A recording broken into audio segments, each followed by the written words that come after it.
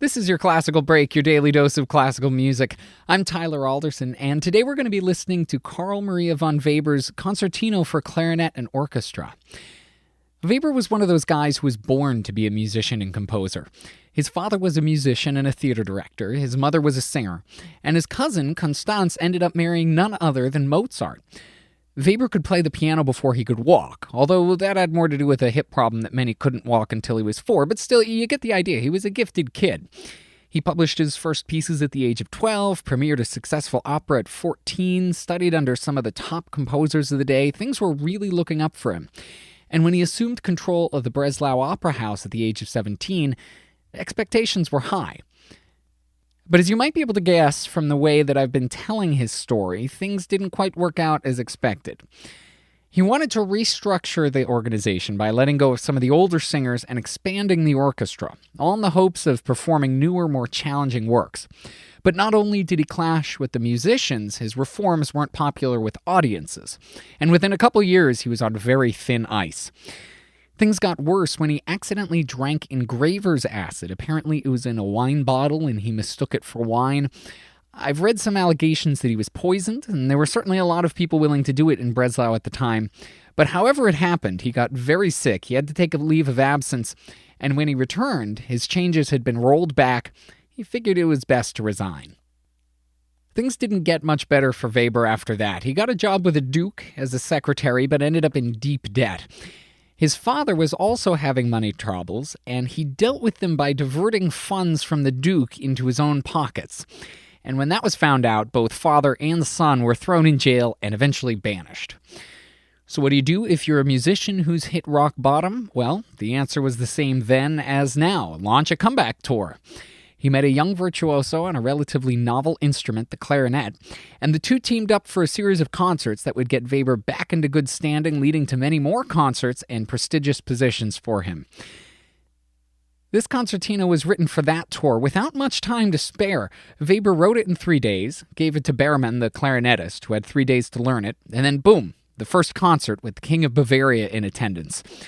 The show was a hit, the king asked for a couple more clarinet concertos, and Weber was on his way to being back on his feet. The piece opens with a slow introduction in a minor key, and then switches to a more upbeat, easygoing tempo in a major key. The clarinet was undergoing a lot of new development, which opened up the possibilities for a player, and Weber makes use of them with quick, flowing chromatic lines and swoops from one ends of the instrument range to the other. Berman was a renowned virtuoso, probably the best in Europe, and Weber wanted to make sure he played to his star's strengths. After a return to the slower, darker feel of the beginning, the piece ends with a bouncy allegro, again with plenty of fast fingerwork for the clarinetist. Michel Zukovsky and the Los Angeles Philharmonic with Weber's Concertino for Clarinet and Orchestra.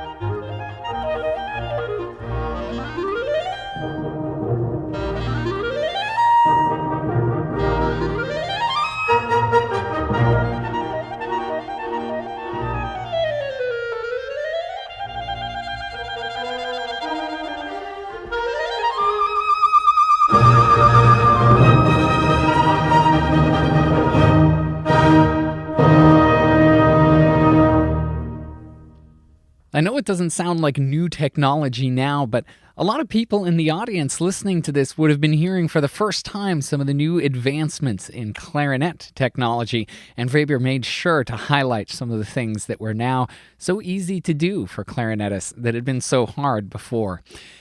Thanks to Michelle Zukovsky and the LA Philharmonic for putting that up on musopen.org. And thank you for listening. If you have the chance, please rate and review this podcast wherever it is that you're getting it. It would help out a lot. I'm Tyler Alderson, and tomorrow for your classical break, we're going to be listening to a German composer living in London, getting inspiration from Italian composers, one of Handel's Concerto Grossos. See you tomorrow.